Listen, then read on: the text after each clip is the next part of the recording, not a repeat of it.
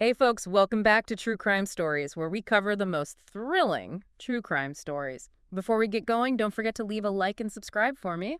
Thanks. And now let's get into today's story. Welcome to another deep dive, this time into a true crime case, one that really shook up the New York City art world. Oh yeah, this one's a doozy. This story is about, well, it's about ambition, it's about deception, and I guess you could say the price of beauty. A lot of that going around. We're going to unpack a tale of forgery, theft, and a whole lot of manipulation that's going to make you wonder what's real and what's fake. Not just when it comes to art, but in, the people we trust. That's the scary part, isn't it? So let's set the scene. Okay. Late 2000s, online art auctions. They're booming. The market, it's on fire. Yeah, lots of money flowing. Everybody wants a piece of the action. And our story, well, it takes place right in the heart of New York City's art scene. Of course it does. From those trendy galleries in Chelsea Oh yeah. to, the luxurious Upper East Side. The playground of the rich and famous. Speaking of players, let's meet the characters who bring this whole drama to life. The cast of characters. Who do we have? Well, at the center of it all, we've got Claire Jensen. Claire Jensen? She's an ambitious, cunning art dealer with a past she'd rather keep under wraps. Doesn't sound like someone you want to cross. She's determined to climb to the top of the art world, but there's this previous forgery scandal. It's like a shadow hanging over her career. Oh, so she's already walking a tightrope in this world. Definitely. All right, who else? Next up, we've got David Marlowe. He's this reclusive artistic genius whose work commands top-dollar astronomical prices. Oh, wow. He's known for his abstract expressionist paintings, but here's the thing. He hates the commercial side of the art world. Really? Yeah, kind of a paradox, isn't it? This talented artist shunning the spotlight, yet everybody wants a piece of his work. Talk about a fascinating character. Who else is part of this whole mix? Well, we've got Alina Vargas. She's our intrepid young journalist, hungry for a scoop. Always got to have a journalist. She's our window into this world, eager to make a name for herself and uncover the truth. So where does the auction house fit into this whole art world drama? Oh. They have to play a key role, right? Oh, they do. They do. Enter Tommy Wu. Tommy Wu. He's the smooth-talking director of a prestigious auction house. He's got powerful connections, and let's just say he's willing to push boundaries to get a deal done. Someone who knows how to work the system. Okay, so we've got our players, a driven art dealer with a secret, a reclusive artist, a curious journalist, and a powerful auction house director. What could go wrong? Oh, this is where the story really kicks off. Claire, she organizes this major exhibition to showcase David's latest collection. She sees it as her chance to, reclaim her reputation and solidify her position in the art world. I mean, given her past, this is a pretty high-stakes gamble for her, wouldn't you say? Absolutely. So what happens at the exhibition? Well, the exhibition features all these stunning new works, but this one painting, it becomes the center of attention. It's called Masterpiece X. Masterpiece X. Okay, I'm intrigued. What's so special about this particular painting? Why is it standing out? Well, from the moment it's unveiled, you start hearing these whispers of doubt. Experienced collectors, art critics, they start to question its authenticity. Some even suggest it might be a forgery. A forgery. So right from the beginning, there's this cloud of suspicion hanging over the whole exhibition. How does Claire react to this? I mean, this is her big comeback, right? She vehemently denies the allegations, defending both the painting and David's integrity. Of course she does. But the doubts, they linger, creating this buzz of tension, this intrigue around the exhibition. And what about Elena, our journalist? She must be all over this story like white on rice. Oh yeah, she can smell a big scandal brewing. She starts digging into the history of Masterpiece X, interviewing collectors, art historians, anyone who might have information about the painting's, its provenance. Provenance. Okay, I've heard that word thrown around in the art world, but what does it actually mean? It's like a painting's pedigree. It's the documented history of its ownership, exhibition, authentication, all that stuff. It's what establishes its value and legitimacy. Without a solid provenance, a painting's value can plummet. So like a missing or questionable provenance? That's a big red flag when it comes to a work of art. Absolutely. And guess what Elena finds when she starts digging into the provenance of Masterpiece X? What's that? Gaps and inconsistencies. It's like pieces of the puzzle are missing. This just gets more and more suspicious. It does. And then just days after the exhibition opens, Masterpiece X vanishes. Vanishes, you mean? It's stolen. an endearing heist that leaves the whole art world stunned. Stolen. Now, this is where things get interesting. Oh, it gets even better. Turns out, the stolen Masterpiece X was a fake all along. Wait, a fake? Hold on. Are you telling me the painting that was stolen was already a forgery? This just took a whole other turn. It sure did. And this revelation throws everything into question. Was Claire aware she was exhibiting a forgery? Was David involved in this whole deception? Or was there someone else pulling the strings this whole time? So many questions. I need to know more, like, how did Claire even get mixed up with the forged painting in the first place? Remember that past forgery scandal that's been haunting Claire's career? Well, it seems her desire to redeem herself, to prove her artistic eye, might have led her down a very dangerous path. So her ambition might have blinded her to the risks. Maybe. But remember, we're just scratching the surface of this story. The investigation is going to uncover a whole web of secrets and betrayals. You're not going to believe what happens next. Okay, now I really can't wait to see how this whole twisted story unfolds. Let's dive into that investigation. So the stolen painting was a fake, but the real crime might be much bigger than anyone first thought.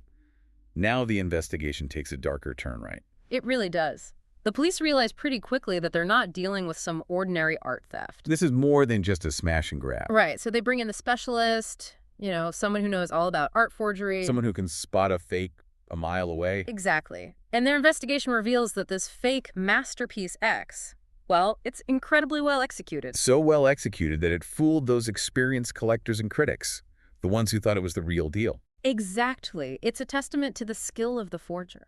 I mean, they really knew what they were doing.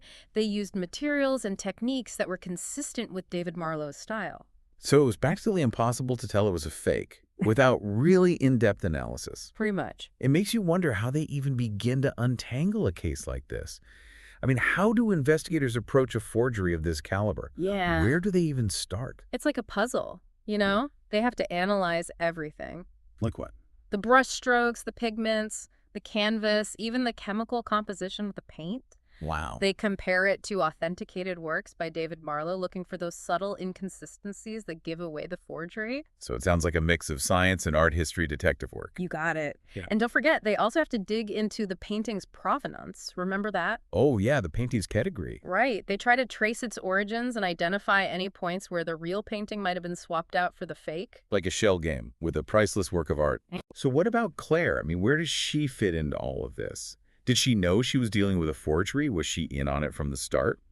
That's the million-dollar question, isn't it? And that's what the investigators are trying to figure out. What do they find out? Well, they uncover evidence that suggests Claire had been in contact with a known art forger in the months leading up to the exhibition. Uh-oh. That doesn't look good for her. No, it doesn't. But it's not conclusive proof that she was involved in the actual forgery. I guess art dealers often work with art restorers and conservators, so maybe that explains the contact. It's possible. So it's still a tangled web of possibilities. It is. What about David Marlowe, though? Was he in on this scheme? The guy seemed to want nothing to do with the business side of art. That's the thing about David. He's a bit of an enigma. With his reputation for, artistic integrity, he seems like an unlikely accomplice to a forgery. But we've already seen that appearances can be deceiving in this world.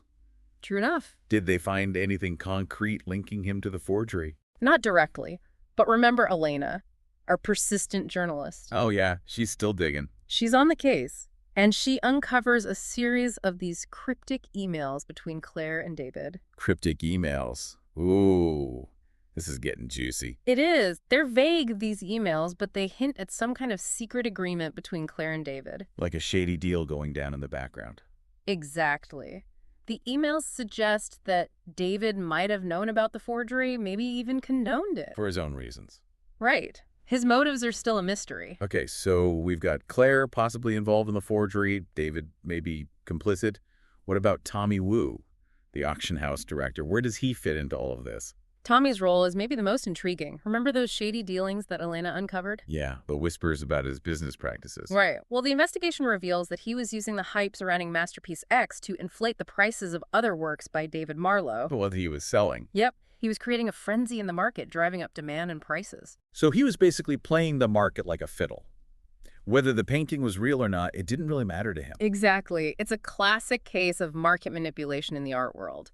Perception and scarcity drive prices through the roof. This just gets more twisted by the minute. So Hmm. we've got Claire potentially involved in the forgery, David possibly complicit, and Tommy pulling the strings, manipulating the market.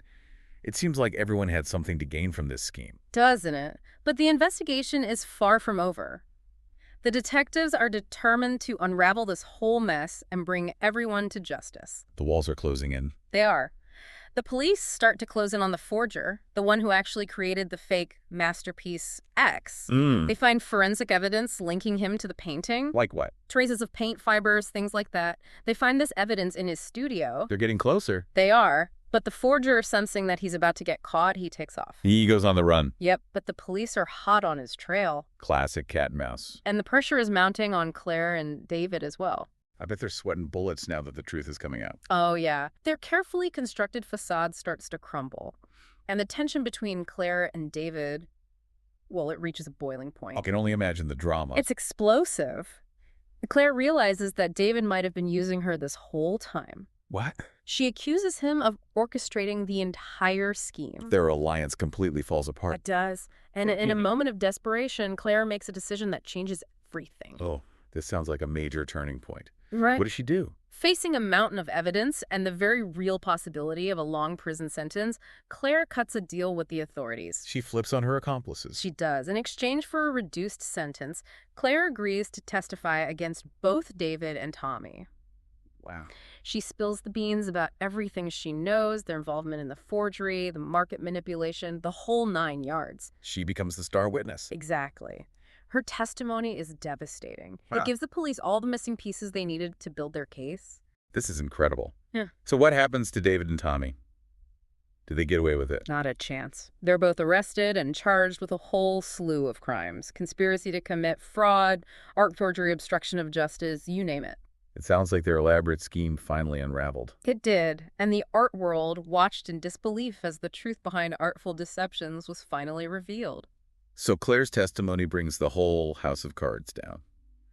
But what happens next? I mean, what's the fallout for everyone involved in this whole Artful Deceptions scheme? Well, let's just say the repercussions are far-reaching, not just for the individuals involved, but for the entire art world. Okay, let's start with Claire. Hmm. I mean, she was ambitious, sure, but she also got played pretty badly. What happens to her? What's her fate? Claire, she's a complicated character, isn't she? Driven by ambition, but also capable of making tough choices. You know, she ends up serving a short prison sentence for her role in the whole forgery thing. So she got some time. She does. But here's the interesting part. She manages to salvage her career. Really? How did she do that? She rebrands herself as an advocate for art authentication. So she uses her experience to help others avoid falling into the same trap. Exactly. It's a pretty remarkable comeback story.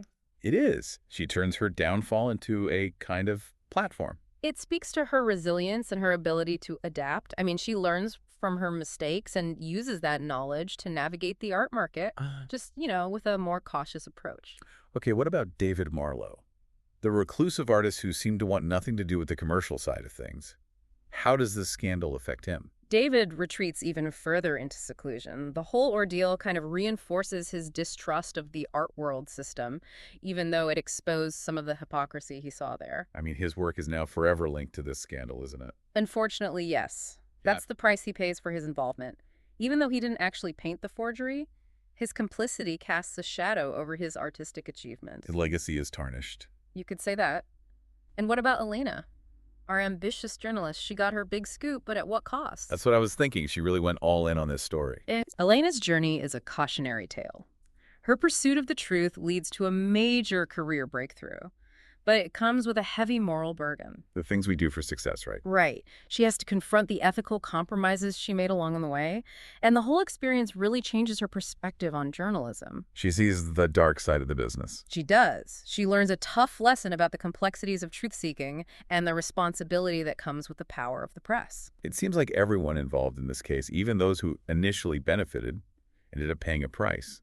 So what about the art world in general? Did the scandal lead to any lasting changes? Oh, absolutely. The Artful Deceptions case sent shockwaves through the entire market. It forced collectors, dealers, institutions, everyone to reevaluate how they do things. So it was a wake-up call. Big time. It led to increased scrutiny of provenance, a greater emphasis on scientific authentication, and a renewed awareness of the dangers of market manipulation. They had to tighten things up. Exactly, and it sparked a much-needed conversation about ethics, transparency, and the role of trust in the art world. The case became a kind of touchstone for discussions about the value of art, the allure of forgery, the lengths people will go to for profit and prestige. It really shook things up. So what's the takeaway from all of this? What can we learn from the tangled tale of artful deceptions? It reminds us that the art world, for all its beauty and glamour, is not immune to the darker sides of human nature. Greed, deception, those things exist everywhere. Nowhere's perfect. Right. And the art world, it's a place where perception is often valued over reality, where what you see isn't always what you get. And where authenticity can be a very slippery concept. Exactly. Well said. I think it's time to wrap up this deep dive into artful deceptions. It's been a fascinating journey into a world of art and crime, filled with twists, turns, and a lot of food for thought. It has been. And for our listeners, remember, keep your eyes open, your mind sharp, and never underestimate the power of a little healthy skepticism. You never know what hidden truths might be lurking beneath the surface, even in the most beautiful of creations. Thanks for joining us.